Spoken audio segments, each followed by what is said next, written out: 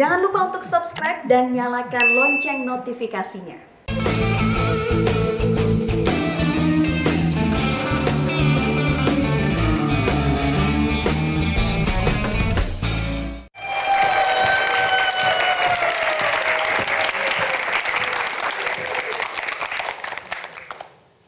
Saya masih juga sering mendengar di masyarakat ada orang-orang yang pesimistis.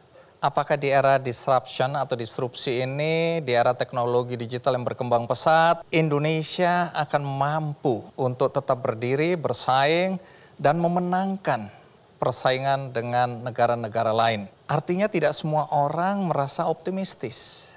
Mengapa begitu? Banyak alasannya.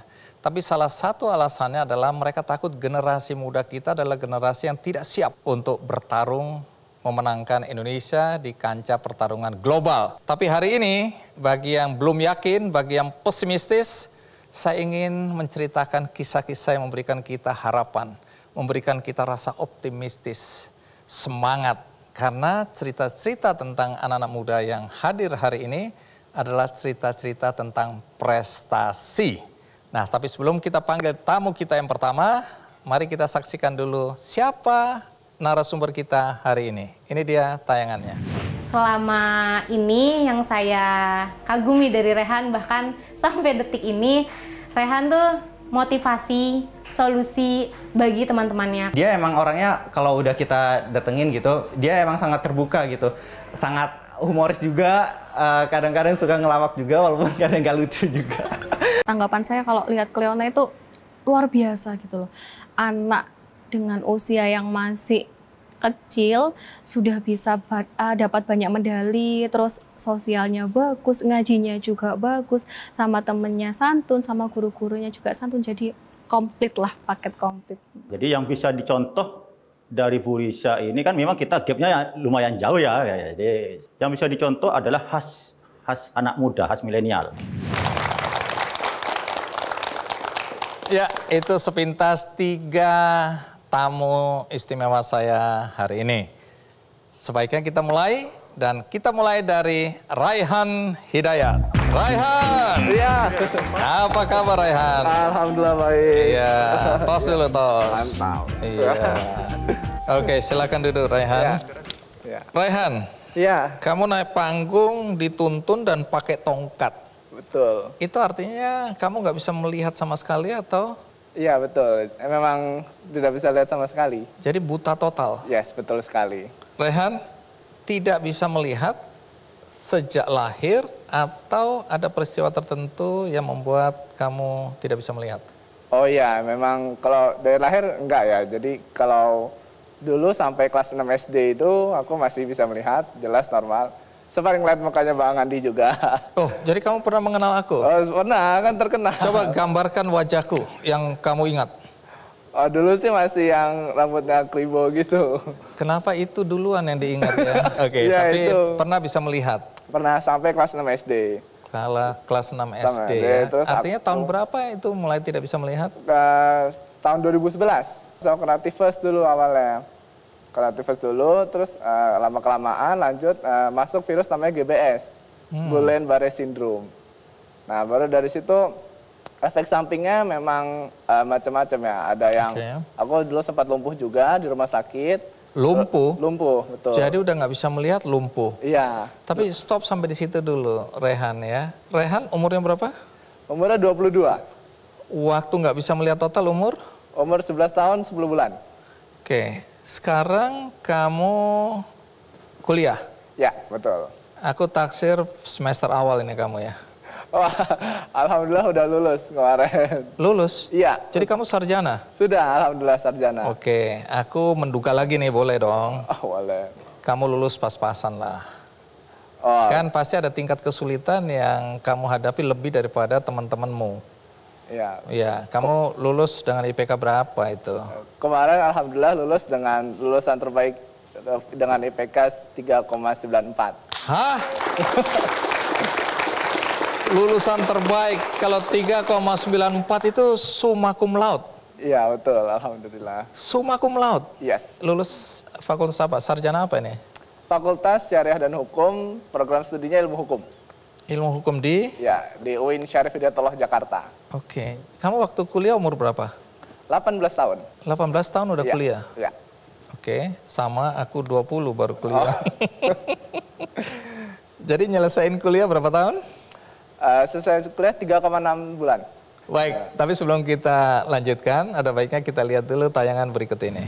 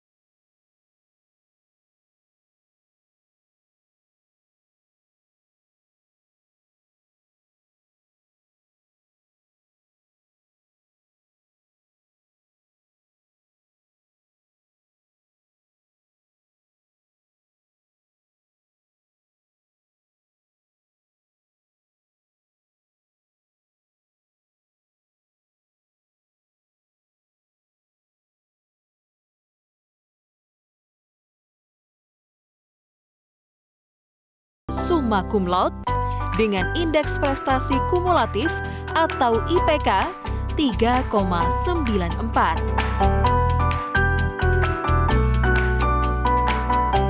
Selain memiliki prestasi akademik yang bagus, Raihan juga aktif di sejumlah kegiatan kemahasiswaan.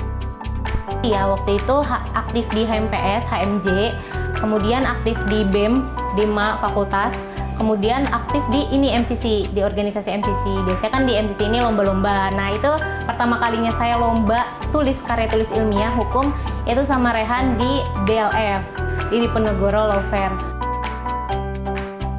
Sebelumnya, Raihan adalah orang awas.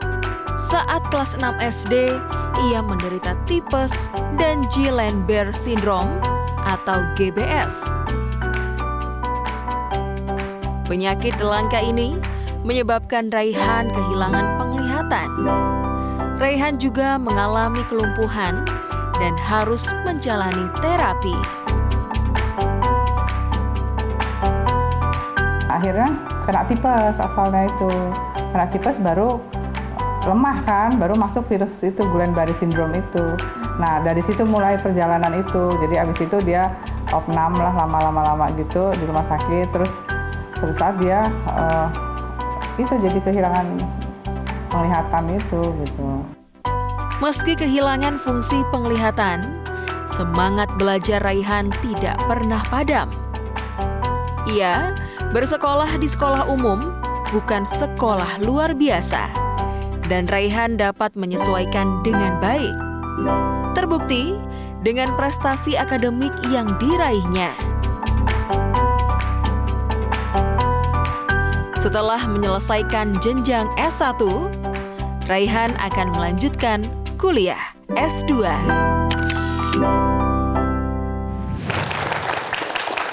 Wow, jadi bukan cuma prestasi akademik, tapi kamu juga aktif ya dalam organisasi ya. Dibilang aktif di BEM juga? Iya, betul. Oke, Badan Eksekutif Mahasiswa. Iya. Terus MCC tadi itu apa ya, MCC? MCC itu organisasi Mood Court Community namanya.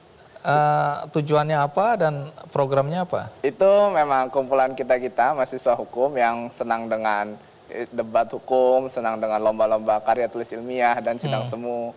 Itu kita banyak kajian di sana, sering rutin membahas isu-isu hukum dan lomba-lomba dan lain sebagainya. Baik, Rehan, Ya. tadi kan kamu bilang umur 11 itu bisa dibilang buta total lah ya.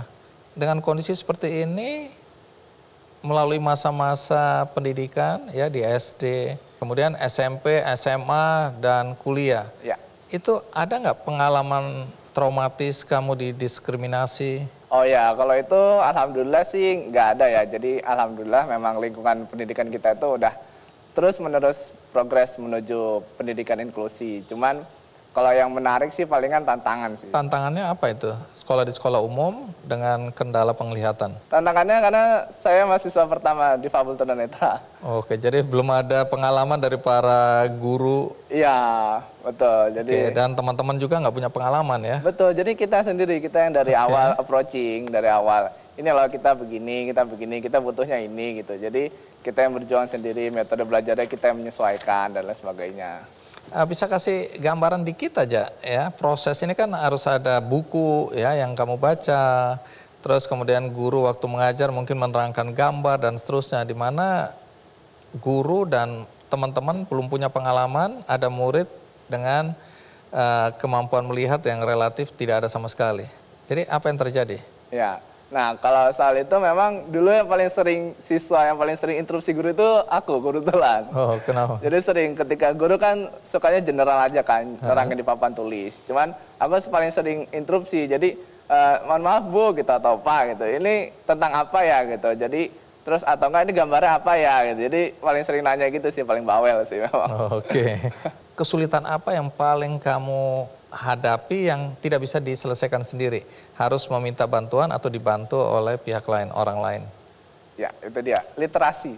Literasi buku-buku itu yang benar-benar umum dan memang suatu hal yang penting ya. Penting artinya kita butuh itu banget. Bayangin aja pendidikan tanpa buku, tanpa literasi itu kan susah kan, tanpa literatur. Tapi itu yang jadi kendala bagi difabel tunanetra. Artinya mau dari SMP, SMA, bahkan kuliah pun memang tidak semuanya memang bisa kita akses. Artinya ramah bagi kita. Tapi ya life must go on, kita harus jalan terus. Makanya disitulah tantangan yang paling kerasa banget sih. Jadi bagaimana mengatasi literasi ini yang kurang ini? Kita harus memanfaatkan semua yang kita punya. Artinya teknologi yang udah berkembang pesat dengan segala macam fiturnya, lalu lingkungan sosial yang adaptif bagi kita, itu harus kita kerahkan semua resources itu. Jadi kita padu-padankan, barang yang buku bisa kita baca dengan text to speech, teknologi, itu kita manfaatkan betul, kita maksimalin. Lalu yang tidak bisa... Sorry, apa itu maksudnya techno speech itu? Iya, itu semacam fitur. Jadi kalau misalnya di laptop atau di komputer, bahkan di HP, ada namanya aplikasi pembaca layar, screen reader.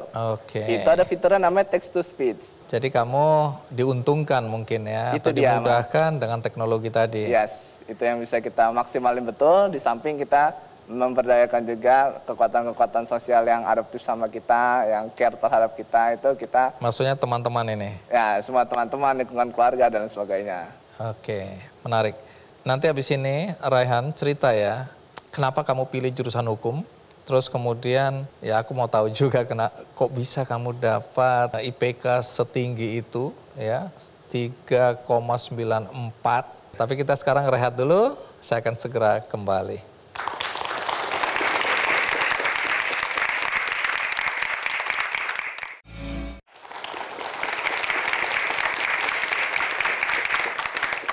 Raihan, kita lanjutkan ya. Yes. Ini soal pilihan jurusan hukum. Ya. Itu pilihanmu sendiri, keinginanmu, atau keinginan orang tua? Ya, itu memang benar-benar murni 100% keinginanku sendiri. Kenapa kamu merasa masuk ke fakultas hukum ini akan penting dalam kehidupanmu kelak? Ya, karena aku mikir begini, kalau dulu aku SMA kan memang di Madrasah Aliyah itu senangnya belajar PKN ya dulu. Terus juga PKN itu apa? Mungkin jelasin ke penonton. Pendidikan Kewarganegaraan. Oke. Ya, terus itu juga aku kebetulan ngambil jurusan IPS. Jadi pas waktu aku selesai Madrasah Aliyah itu aku memilih gitu kan. Ada pilihannya mana nih yang kira-kira benar-benar prospeknya bagus dan memang senang dan related dengan hobi dan minat ya. Dan itu akhirnya pilihannya jatuh pada dua pilihan. Apa pada itu? waktu itu mengerucut antara ilmu politik dengan ilmu hukum. Di perguruan tinggi, apakah ada tantangan yang berbeda atau sesuatu yang spesifik yang kamu harus hadapi? Jauh lebih sulit. Jauh lebih sulitnya Jauh lebih apa? sulit. Bisa cerita? Pertama kita bicara literatur. Literatur ilmu hukum itu bukunya tebal-tebal dan banyak juga buku yang jadul. Itu sangat tidak populer. Artinya kalau tadi katanya Bang Andi populer yang di braille atau dibuat audio, itu benar-benar tidak tersentuh. Artinya itu bisa mungkin jadi masukan kita bersama ya, bahwasannya lebih diperluas lagi antara jangkauan untuk merubah dari ke braille dan ke audio itu bisa lebih diperluas lagi. Itu satu. Terus kemudian dari lingkungan pertemanan itu juga merupakan challenging tersendiri sih. Dan yang terakhir itu memang itu antara membagi waktu dan akademik dan keorganisasian itu sih. Oke, dengan segala kendala penglihatan ini ya. Betul. Jadi Bapak Ibu sekalian, zaman saya dulu bermitra dengan Mitra Netra, itu kami memproduksi kaset-kaset, jadi buku yang dibaca. Jadi ada relawan-relawan yang datang ke Mitra Netra, dikasih tempat, terus dia pakai mic, terus dia cerita tentang buku itu. Jadi satu buku diceritakan. Nah, rekaman itu dulu masih kaset itu seingatku. Itu yang dibagikan atau didengarkan oleh teman-teman ya? Ya, itu termasuk saya. Kamu ngalamin itu? Ya, itu kebetulan aku juga klien tetap Mitra Netra. Di umur berapa kamu menikmati kaset itu? Dari 12, umur 12. Umur 12. Ya. Ya, itu memang beberapa tahun yang lalu. Jadi itu yang kita kerjakan bersama Ki Candy Foundation. Jadi Ki Candy Foundation yang cari dananya, kemudian kita memproduksi buku braille dan audiobook. Kira-kira begitu. Jadi ada manfaatnya itu dulu ya? Sangat. Oh sangat. Oke. Aku adalah orang yang percaya bahwa seorang anak yang sukses itu pasti adalah anak yang mendapatkan nilai-nilai dari orang tua. Seberapa besar peran orang tua dalam suksesmu, Raihan? Wah, kalau misalnya ada kata yang lebih menggambarkan daripada sangat luar biasa, mungkin akan saya pakai kata itu. Karena betapa berartinya peranan kedua orang tua dan keluarga bagiku itu memang benar-benar sangat.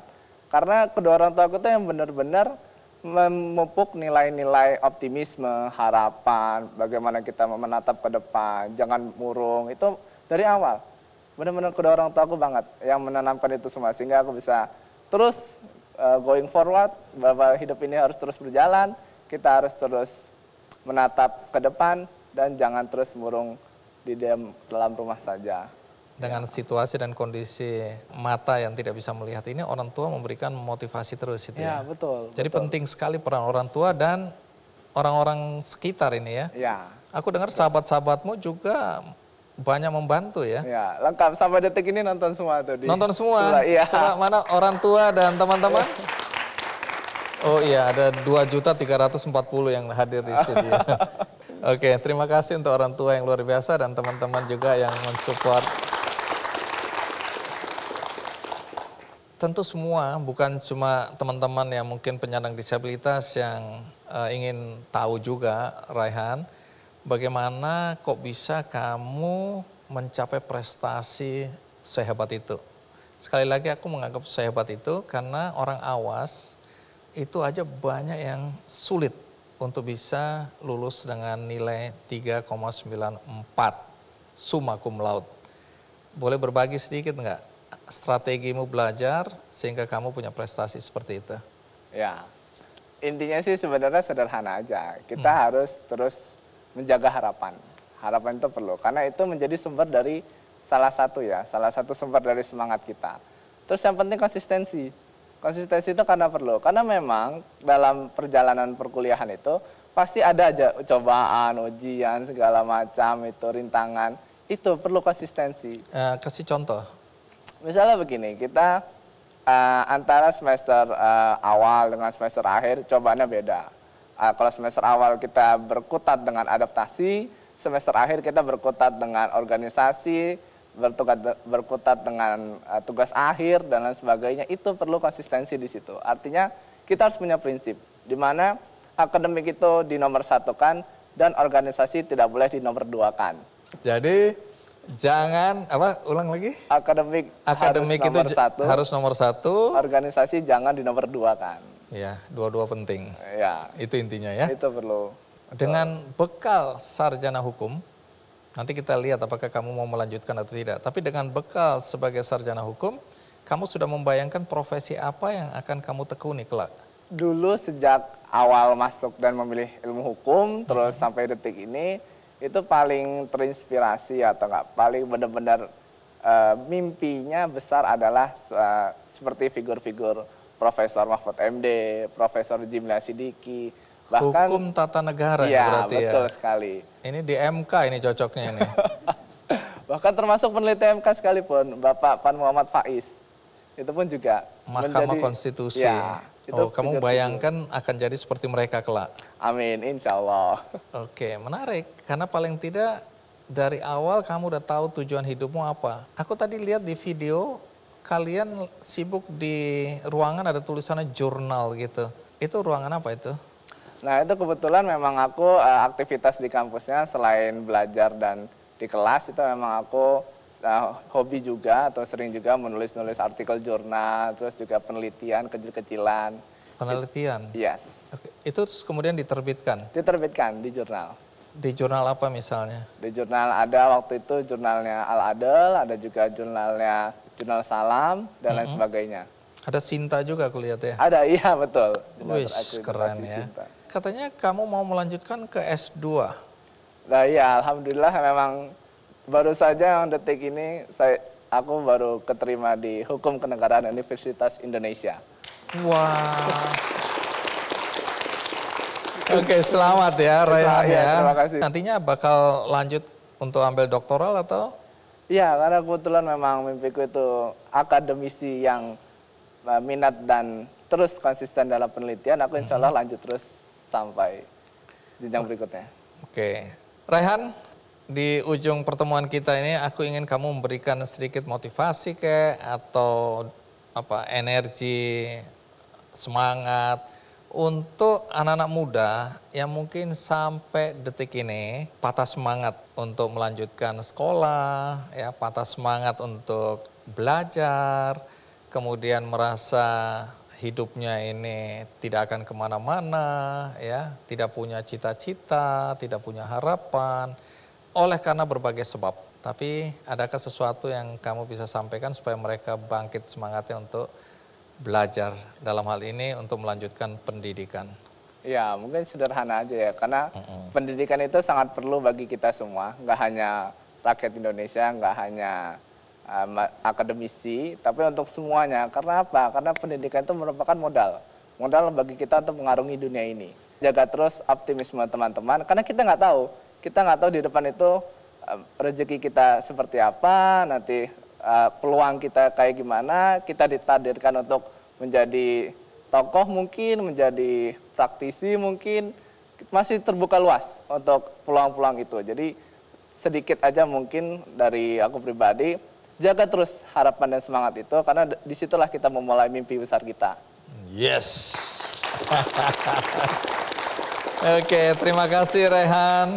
Ya, doa kami selalu untukmu. Satu hari kelak Indonesia punya seorang profesor, ya, ahli tata negara baru yang namanya Raihan Hidayat. Ya. Terima kasih. Amin. Nah, tamu kita berikutnya Raihan, Ya. ini adikmu. Usianya aku dengar sih baru 11 tahun, tapi nanti kita cek kembali ya. Tapi dalam usianya yang 11 tahun, masih cilik, gadis ini, prestasinya itu besar banget. Luar biasa. Ya. Nah, nanti kita akan undang dia, tapi sekarang kita rehat sejenak. Saya akan segera kembali.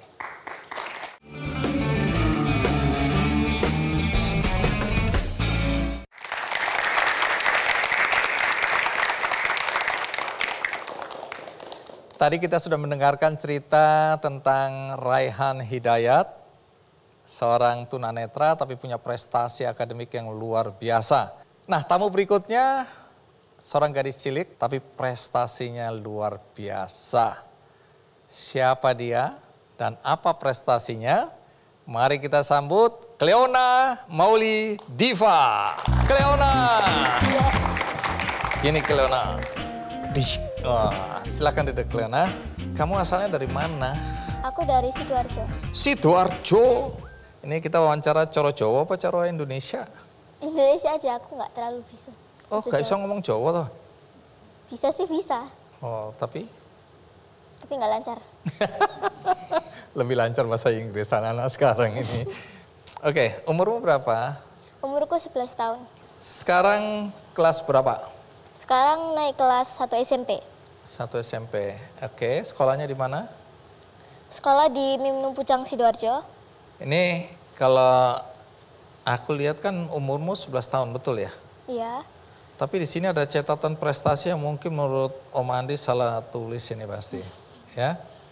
Di sini disebutkan Cleona adalah penerima ikon prestasi Pancasila dari Badan Pembinaan Ideologi Pancasila atau BPIP.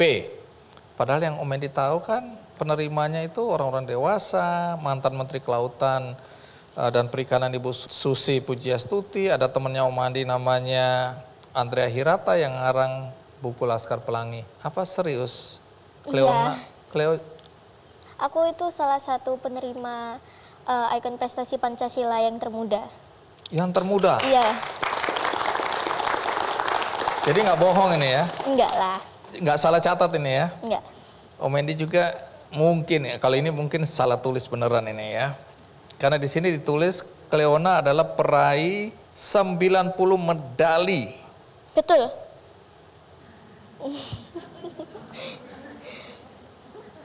Ada yang percaya nggak? Penonton percaya atau tidak? Loh kok penonton percaya semua? Ini anak umur 11 tahun, 90 medali dalam kompetisi matematika dan sains. 90, percaya? Jadi wajahmu menggambarkan kepercayaan itu. Iya, jadi benar itu ya? Iya benar.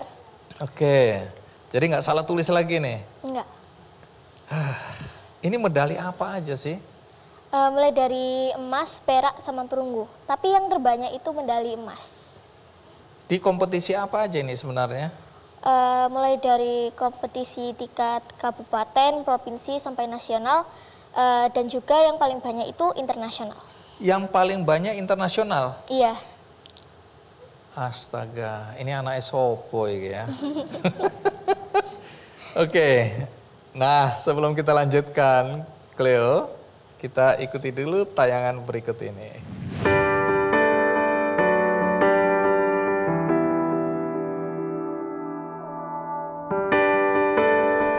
Setiap orang diciptakan dengan kecerdasan dan bakatnya masing-masing. Namun, beberapa orang diberikan karunia untuk dapat memaksimalkan apa yang dimilikinya. Seperti gadis kecil bernama Cleona Einar Maulidivia yang saat ini sudah menyabet puluhan medali dari berbagai kompetisi matematika dan sains, dari tingkat nasional hingga internasional. Cleona yang masih berumur 11 tahun kini sudah duduk di bangku sekolah menengah pertama karena mengikuti kelas akselerasi di Madrasah Ibtidaiyah Bilingual Muslimat NU, Sidoarjo, Jawa Timur. Prestasinya Cleona kalau misalkan di sekolah sendiri, di kelasnya selama saya ajar sih selalu ranking 1. Dan kebetulan kemarin ketika kelas 6 juga ranking 1 juga. Itu kalau dari prestasi di sekolah.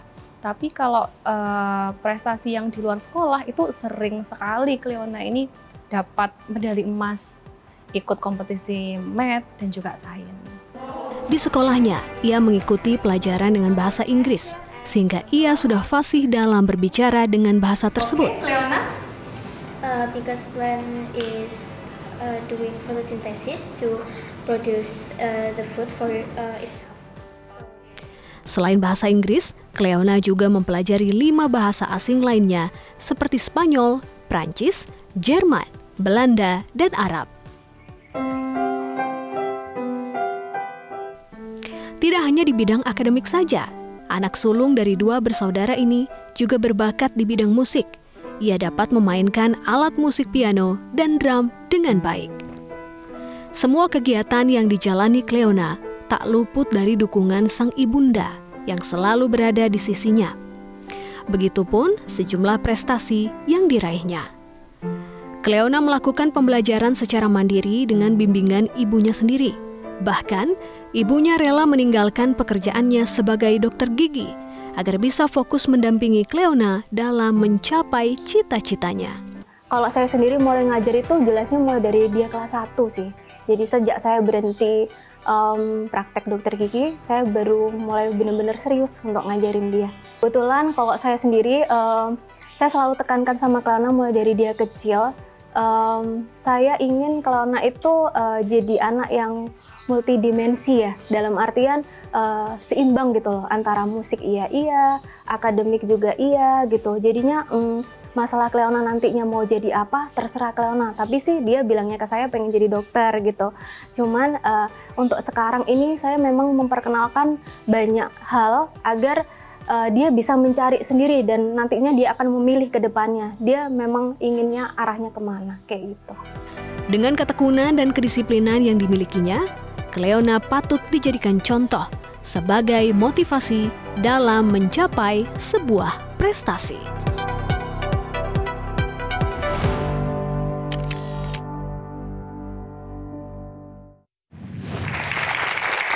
Wow, jadi ikut kelas akselerasi. Iya, tuh. Di tingkat waktu SD atau yang SD kemarin? Atau yang SMP nih? SD iya, SMP juga rencananya mau ikut akselerasi juga. SD itu berapa tahun? SD hanya 5 tahun. Oke. Tapi ngomong sejak kapan Cleo ini suka matematika atau sains?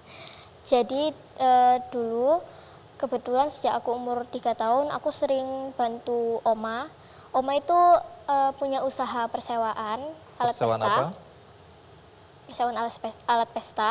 Iya. Jadi aku itu biasanya suka ikut bantu ngitung-ngitung nota gitu. Oh, bon-bon itu nota-nota. Kamu Iya. bantu hitung. Iya. Dari situ kamu suka? Iya, suka. Oh, jadi mulai minatnya dari situ. Iya. Terus kemudian ada belajar khusus nggak untuk itu? Les atau? Les sih pernah. Cuman ya karena biaya jadinya nggak bertahan lama juga. Oh, oke. Kalau dari kompetisi-kompetisi yang Cleo ikuti, itu mana yang paling berkesan? Yang paling berkesan itu Olimpiade Internasional yang bernama ITMC. Yang diselenggarakan di Thailand. Thailand? Iya. Oke, kenapa berkesan? Yang pertama, karena biayanya gratis. Oh iya, kesannya. Iya. Oke, artinya sebenarnya kalimatnya bukan, mungkin lebih tepat karena seleksi ini siapa pemenangnya itu bisa dikirim tanpa harus mengeluarkan biaya sendiri. Oke, jadi ya ujungnya gratis juga ya. Jadi setiap jenjang kelas hanya dipilih 1 orang. Oke, jadi ini seleksinya ketat. Iya. Terus kompetisinya sendiri berat atau tidak? Kompetisinya soalnya itu menurut aku lebih berat daripada soal-soal Olimpiade yang lain. Oke. Ini pesertanya internasional ya? Iya, internasional. Dari berbagai negara. Betul. Dan kamu dapat medali apa di sana? Aku dapat medali emas melawan. Iya. Oke. Tapi pernah ikut kompetisi di mana aja? Mulai dari Malaysia, Singapura, Jepang, Korea Selatan, Hong Kong. Ya. Banyak sekali. Nanti ceritakan ya, katanya Cleo juga punya mimpi ingin menjadi dokter. Ya. Terus kemudian mau belajarnya bukan cuma di satu universitas, tapi sekaligus 2. Iya. Di Australia dan di Indonesia. Nanti jelasin ya kenapa harus sekaligus 2 dan kenapa 1 di luar negeri, 1 di dalam negeri. Nanti jelasin alasannya ya. Baik, sebelum kita lanjutkan, kita rehat sejenak. Pastikan Anda terus mengikuti Kick Andy.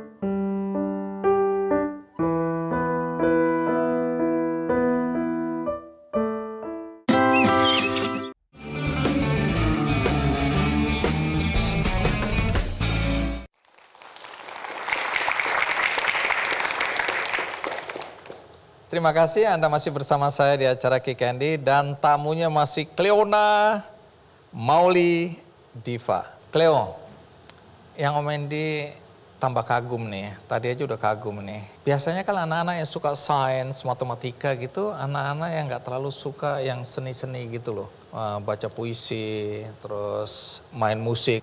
Cleo dua-dua suka ya. Jadi selama ini bisa menguasai alat musik apa aja? Piano dan juga drum. Drum, duduk-duk-dak, duduk-duk-dak gitu ya? Iya.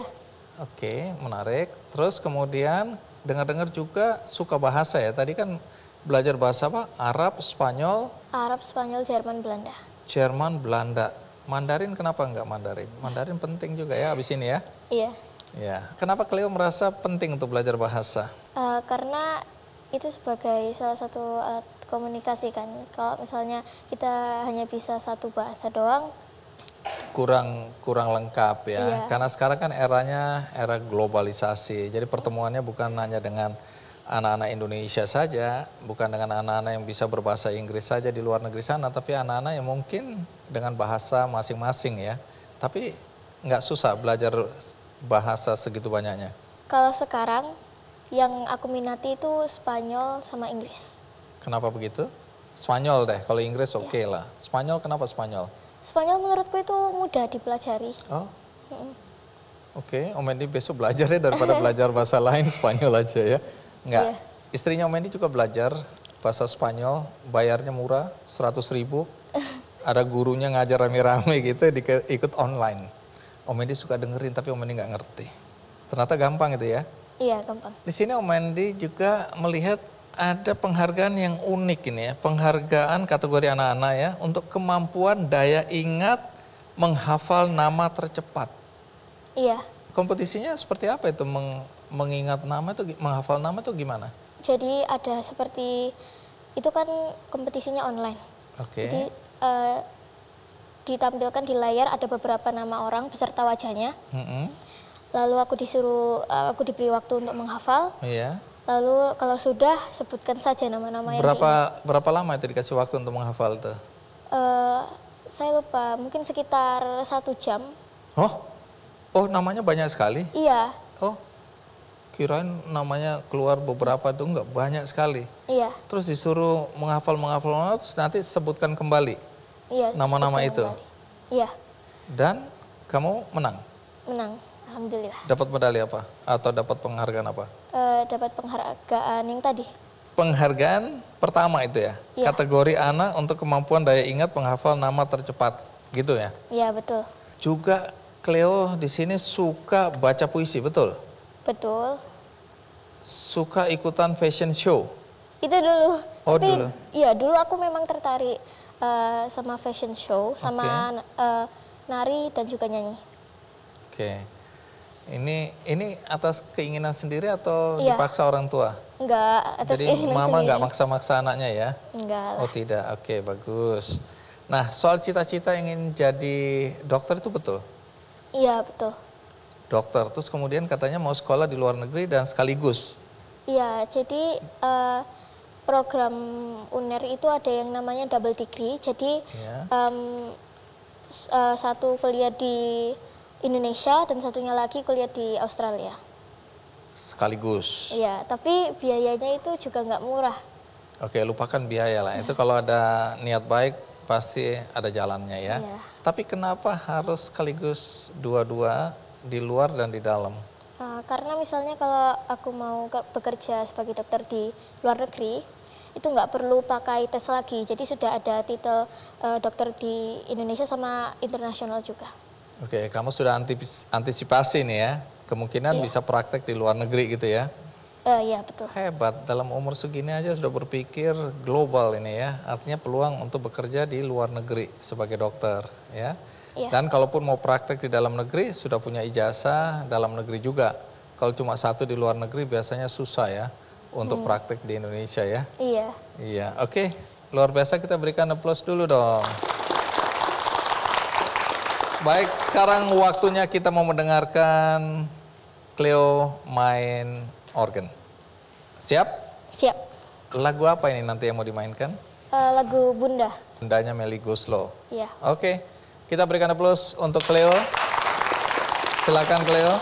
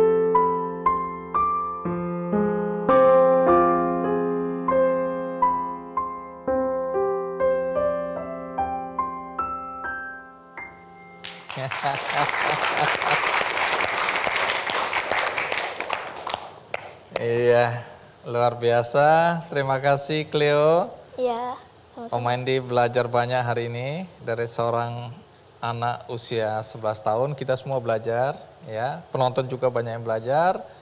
Jadi doa kami selalu untuk Cleo ya. Sukses selalu. Satu hari nanti kita ketemu seorang dokter bernama Dr. Cleo Mauli Diva.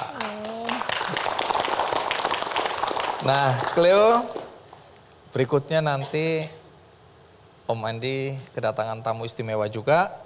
Usianya masih muda, tapi prestasinya juga luar biasa.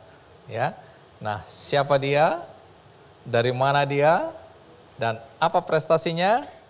Ikuti terus Kikendi. Pocong bujuk, jangan bohong. Iya, waktu jadi rektor umur 27. Hah? Jadi ini 2 tahun jadi rektor? Sudah 2 tahun.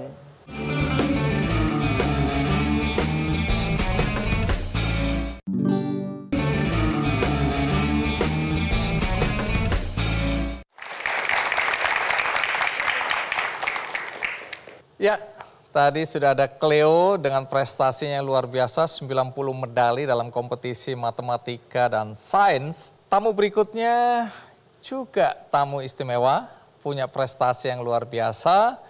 Dan mungkin sebagian kita pernah mendengar tapi baru tahu wajahnya atau baru tahu kisahnya di acara ini. Tamu istimewa itu adalah Risa Santoso. Risa, thank you udah mau datang. Silakan duduk. Risa dari mana? Saya dari Surabaya tapi sekarang kerja di Malang. Di Institut Teknologi dan Bisnis Asia Malang. Bekerja sebagai apa? Dan sekarang jadi dosen dan jadi rektornya juga. Tunggu, aku lagi melihat wajah penonton, percaya atau tidak ini. Umurmu berapa tadi? 29. Dosen, oke, aku pernah dengar. Rektor? Rektor. Aku nggak salah dengar tadi? Benar. Pocong bujuk, jangan bohong. Iya, waktu jadi rektor umur 27. Hah? Jadi ini 2 tahun jadi rektor? Sudah 2 tahun. Buktinya mana sih bukti? Rektor itu buktinya apa ya? Buktinya apa ya? Ya untuk sementara ya, nanti aku cek ya, aku belum percaya ini. Penonton percaya tidak? Ini percaya semua? Penonton kok percaya sih? Tunggu dulu ya, jadi 27 rektor. Jadi kuliahmu ini waktu S1 berapa tahun? Waktu S1 dulu 4 tahun. Oke. Terus langsung lanjut kuliah. Oh lanjut. S2-nya berapa tahun? S2-nya setahun saja. Selesai? Selesai. Jadi waktu S2 umur berapa? Waktu S2, waktu lulus 21 mau ke 22. Maksudnya S2 umur? 21 mau 22. Mau ke 22. Waktu lulus ya? Kamu kok pinter ya? Oke, bagi yang nggak percaya atau belum percaya, kita simak dulu tayangan berikut ini.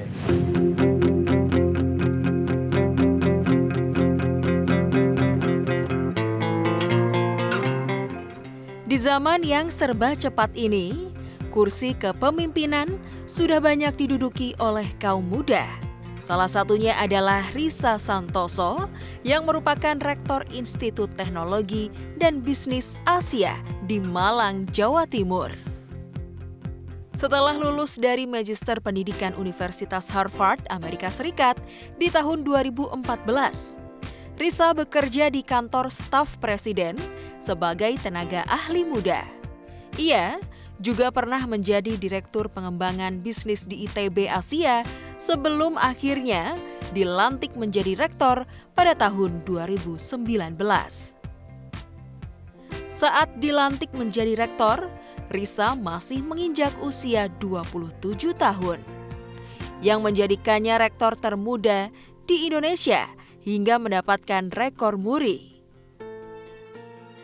Kalau kita lihat saat yayasan memutuskan tempo hari itu, pertimbangannya tentu pertama adalah kualifikasi dari pendidikan dia, di mana dari perguruan tinggi yang cukup atau sangat keren lah kalau di dunia, termasuk peringkat atas untuk dunia, yaitu Harvard University.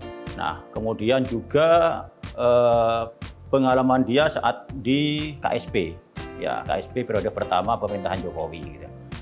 Serta networking dia yang luas, sehingga dengan kompetensi seperti itu, pengetahuan yang luas, networking yang luas, kemudian pengalaman yang juga cukup banyak sudah kan, sehingga diharapkan bisa mengangkat juga kampus Asia ini. Meskipun usianya masih muda, namun Risa mampu membawa sejumlah perubahan dan kemajuan dalam institusi pendidikan yang dipimpinnya. Banyak ide-ide dan terobosan baru yang diterapkan dalam kampus ITB Asia semenjak Risa menjadi rektor. Saya mengenal Bu Risa sudah beberapa tahun ke belakang. Menurut saya gaya kepemimpinan Bu Risa tuh bisa dikatakan transformasional ya Mbak. Jadi beliau itu memotivasi kita, menginspirasi baik secara individu maupun juga kelompok.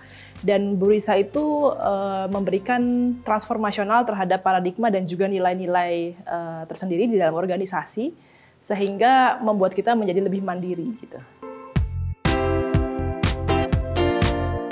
Di bawah kepemimpinan Risa, segenap sivitas akademika Institut Teknologi dan Bisnis Asia juga mulai menyesuaikan kebiasaan baru sehingga tidak ketinggalan zaman.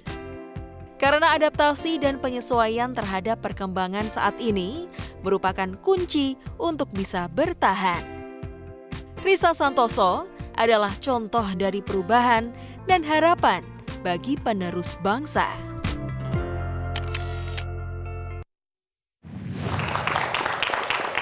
Setelah nonton video ini terpaksa percaya. Baru pertama dengar juga saya ini Bang. Untung disukain dosen saya. Iya, untung ya. Positif lumayan. Oke. Jadi bener ini, aku jadi nggak enak tadi manggil Risa, harusnya Bu Rektor gitu ya. Iya. Nama aja enggak apa-apa Bang. Mari kita lanjutkan Bu Rektor. Oke, jadi rektor itu umur 27. Jadi sebelum diangkat jadi rektor, kan umur 21 lulus nih. Iya. S2. Iya. Jangka waktu ini ngapain? Jadi saya 1,5 tahun dulu di kantor staf presiden. Waktu itu periode pertamanya Pak Jokowi ya. Jadi saya waktu lulus itu 2015 Mei, masuk itu Agustus gitu. Jadi saya di sana 1,5 tahun, lalu saya baru setelah itu sempat untuk membantu training center juga, Business Wisdom Institute. Setelah itu baru saya membantu Institut Asia. Jadi di sana sebenarnya saya nggak langsung jadi rektor juga sih. Jadi saya bantu dulu bikin program-program, salah satunya juga memulai kerjasama internasional dan juga beberapa program lainnya. Jadi kegiatan-kegiatan mahasiswa juga gitu. Oke, baru kemudian umur 27 jadi rektor, dan itu rektor termuda ya di Indonesia, dianugerahi plakat sertifikat oleh MURI. Iya benar. Oke. Saya juga nggak tahu waktu itu, jadi tiba-tiba dikontak sama MURI, katanya dikontak kalau ternyata ini rektor termuda gitu. Setelah dicari-cari siapa rektor paling muda, ternyata jatuhnya ke Bu Rektor. Mau bilang Risa lagi nggak enak ini. Oke, menarik. Nanti cerita ya bagaimana kok bisa jadi staf khusus presiden, bagaimana prosesnya. Dan yang menarik juga sebagai rektor muda ya, aku nggak tahu udah terpecahkan nggak rekor termuda itu, tapi sebagai rektor dalam usia 27 tahun, itu bagaimana melakukan perubahan ya. Karena yang jadi isu dari dulu adalah ketidaksiapan perguruan tinggi untuk mensuplai orang-orang yang sesuai dengan permintaan pasar atau sesuai dengan zamannya. Nanti ceritakan, tapi sekarang kita rehat sejenak, ikuti terus K-Candy.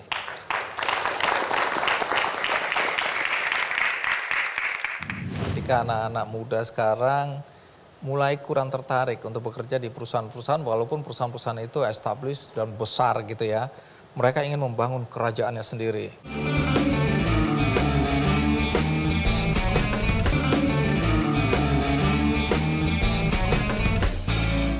kembali lagi soal Risa jadi staf khusus Presiden, prosesnya gimana itu?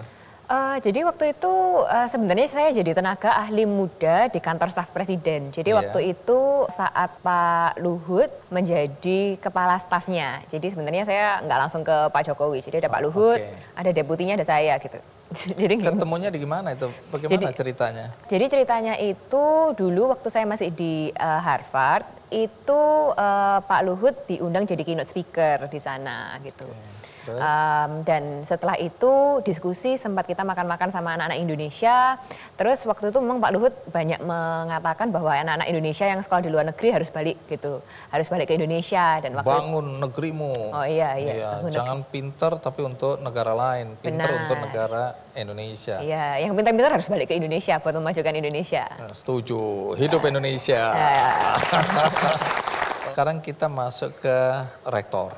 Sekali lagi aku selalu ingin tahu apa yang dilakukan oleh perguruan tinggi untuk mengantisipasi perubahan.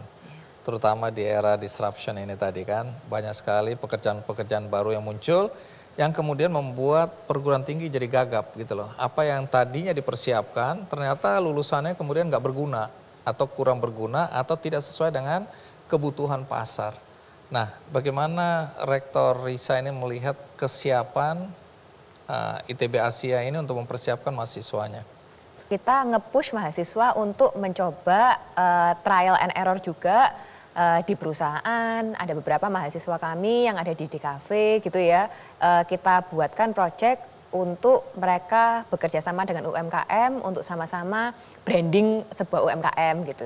Jadi pelajarannya sendiri itu mengintroduce kepada real world. Jadi paling enggak mereka mengerti gitu apa yang akan dihadapi setelah mereka ini lulus gitu. Di setiap jurusan kita itu mahasiswanya harus mengikuti kelas business practice atau teknologi in practice, dan mereka diminta selama 3 semester untuk benar-benar mencoba membuat sebuah project dan terjun di lapangan sekalian gitu.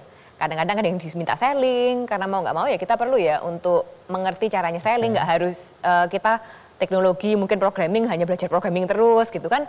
In the real world it doesn't apply kan mau nggak mau kita harus belajar hal-hal lain juga gitu. Menarik karena kalau kita lihat trennya ya, itu sudah terjadi beberapa tahun yang lalu ketika anak-anak muda sekarang mulai kurang tertarik untuk bekerja di perusahaan-perusahaan walaupun perusahaan-perusahaan itu established dan besar gitu ya. Mereka ingin membangun kerajaannya sendiri, maka muncullah usaha-usaha rintisan, startup ya. Tapi faktanya kan banyak yang juga tidak siap. Nah dalam konteks anak-anak muda yang ingin membangun usahanya sendiri, apakah juga disiapkan di ITB Asia nih? Iya, jadi salah satu hal yang kita juga prepare itu sebenarnya kita ada inkubator bisnis di Institut Asia. Dan ini kami berharap juga mahasiswa yang mempunyai jiwa kewirausahaan bisa mencoba bisnisnya sendiri dan juga bisa mengembangkan meskipun mereka cuma masih mahasiswa ini ya. Mereka bisa memulai itu karena mau nggak mau kan ya tahun-tahun pertama itu tahun-tahun yang paling susah ya untuk merintis gitu Bang. Jadi ya kita coba support dengan workshop, dengan kita juga support ada tempat khusus buat mereka bisa bekerja, berkumpul bersama, diskusi. Nah itu kita support membuat learning environment yang sama-sama membantu mereka gitu untuk membuat sesuatu gitu. Saat ini ada berapa mahasiswa yang kuliah di sana ya? Saat ini 3.000, itu S1 dan S2. Ada satu hal yang juga sering jadi perhatian, kesiapan dosen. Banyak juga kenyataan yang kita lihat dosen-dosen tidak siap mengantisipasi adanya perubahan. Kalau di ITB Asia bagaimana? Iya, ini menurut saya memang jadi dosen itu sebenarnya susah banget Bang. Kayak kerjaannya tuh banyak banget loh. Untung aku jadi pembawa acara, udah. Iya, itu bener deh Bang. Soalnya kalau jadi dosen itu kerjaannya administratifnya banyak banget. Dikira kan ngajar doang ya. Tapi ada nilai, ada selain itu nanti ada pengabdian, penelitian, dan ini semua kan nggak hanya itu gitu. Di institusi sendiri ada akreditasi, banyak banget hal-hal yang harus diurus gitu. Jadi susah untuk benar-benar mau nge-push untuk selalu update ilmu. Dan ini yang sebenarnya awal-awal waktu saya menjadi rektor ini saya fokus kepada hal itu gitu. Jadi kami juga memberikan dana alokasi khusus untuk training dosen-dosen. Jadi mereka bisa training mendalami ilmunya dan nanti akan bisa di-reimburse oleh kampus, dan juga kita membantu di sarana prasarananya gitu. Jadi untuk subsidi keperluan dan lain-lain. Nah, ini kan semua yang membantu pembelajaran ya. Kalau tidak disupport gimana bisa maksimal kan gitu. Nah, Risa kan punya pengalaman ya, kuliah di luar negeri, apalagi di universitas yang ya boleh dibilang ternama ya. Dari komparasi antara apa yang Risa dapatkan dulu waktu kuliah dengan kondisi dan situasi di perguruan tinggi di Indonesia. Apa pembeda yang terasa sekali dan apa yang ke depan Risa mau tiru atau mau ngikutin dari apa yang Risa rasakan di luar negeri dulu? Kalau dulu yang saya rasa sebenarnya mulai ya, termasuk di Institut Asia pun kami sudah mulai menjalankan itu bagaimana pelayanan terhadap dari dosen terhadap mahasiswa itu juga dijaga gitu. Maksudnya bukan melayani gimana, tapi bagaimana membangun sebuah relationship gitu. Jadi mahasiswa juga bisa tanya kepada dosen. Jadi hubungannya itu lebih fluid gitu. Jadi nggak ada terlalu hierarki. Iya. Kamu kalau ketemu aku harus begini, nggak ada, itu ya, cair aja ya. Iya. Karena zaman sekarang memang sudah begitu ya, harus tuntutannya ya. Anak-anak milenial ya, jadi benar-benar. Kalau ketemu rektornya, apalagi rektornya ini, halo guys, gitu. Iya, bisa. Boleh sis, bro juga boleh. Bro, sis, gitu ya. Oke, terus? Iya, jadi itu mungkin salah satunya. Dan juga tentunya banyak banget kerjasama, dan sekarang sebenarnya sudah mulai dilakukan oleh Mas Menteri juga ya, Mas Nadiem.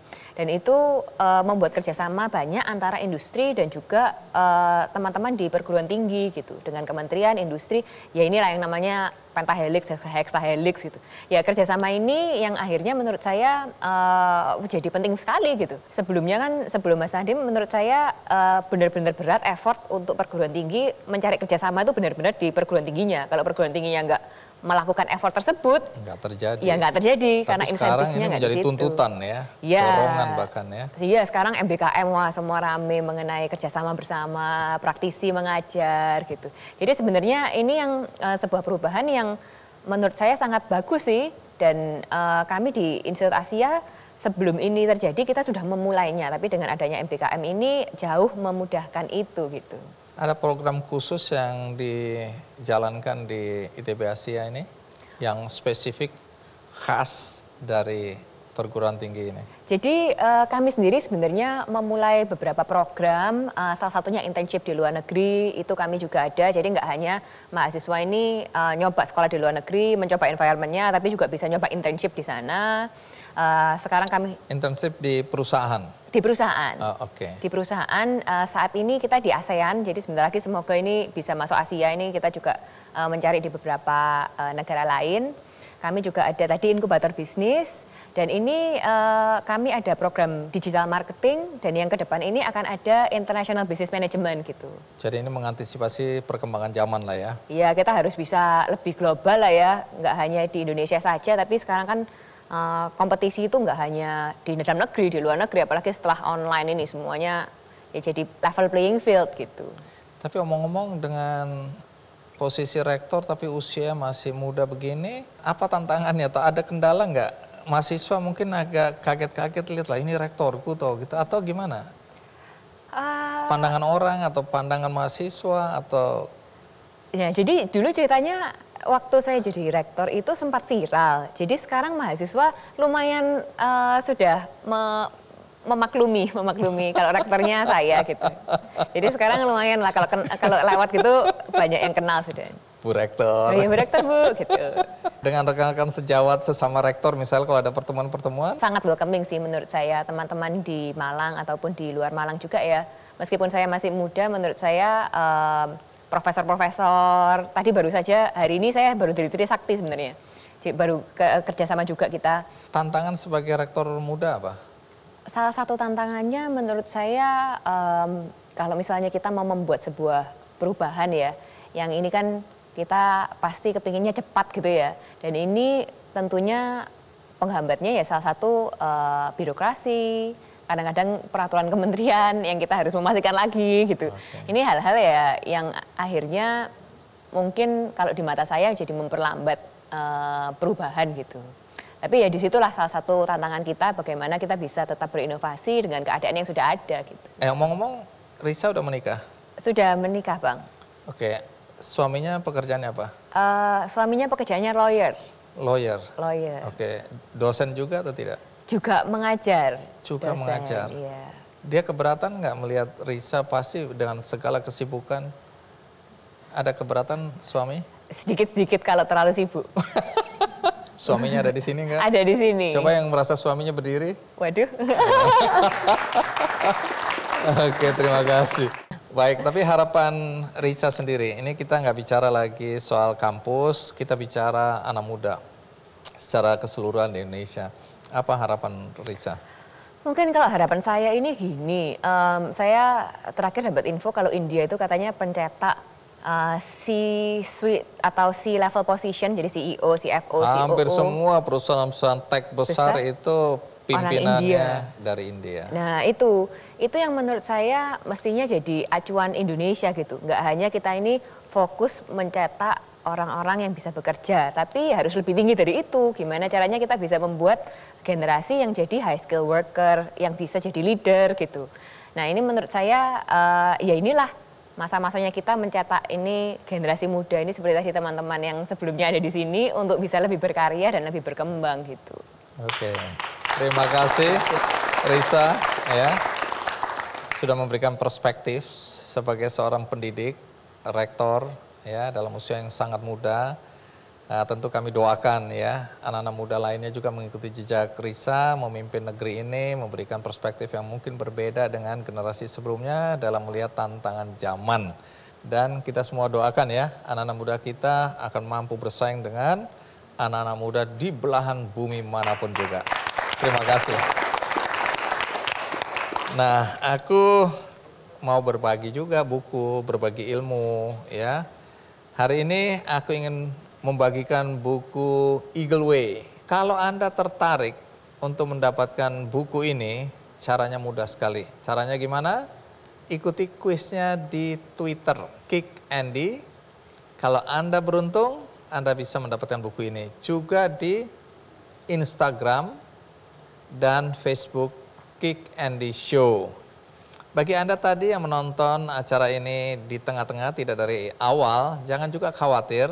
Karena ini ditayang ulangkan di metrotvnews.com. Dan ada cuplikannya juga di channel YouTube Kick Andy Show.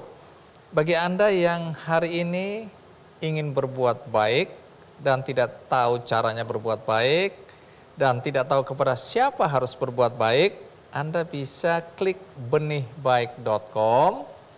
Di sana banyak sekali program-program kebaikan yang Anda bisa akses.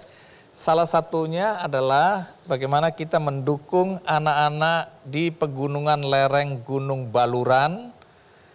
Baluran itu berarti Jawa Timur, untuk mendapatkan pendidikan. Ya, karena banyak anak-anak di lereng pegunungan Baluran Jawa Timur ini yang hanya lulusan SD atau sekolah dasar. Biasanya ini karena sudah bisa dibilang tradisi, bisa dibilang memang karena keadaan, anak-anak di lereng pegunungan Baluran tadi kalau sudah tamat SD, pekerjaan mereka adalah membantu ekonomi orang tua dengan jadi buruh tani atau berburu madu atau pengepul kayu bakar. Jadi kalau Anda tergerak hatinya untuk membantu anak-anak ini, Anda bisa membantu inisiasi dari Yayasan Pendidikan Islam Kontemporer Al-Fatah yang menggalang dana di benihbaik.com untuk membantu anak-anak ini agar mereka bisa melanjutkan pendidikannya ke jenjang yang lebih tinggi lagi. Di akhir ini saya ingin agar kita semua tadi menyimak apa yang disampaikan oleh generasi muda dan kita harapkan bahwa ini akan bermanfaat bagi siapapun yang menonton. Akhirnya sampai jumpa.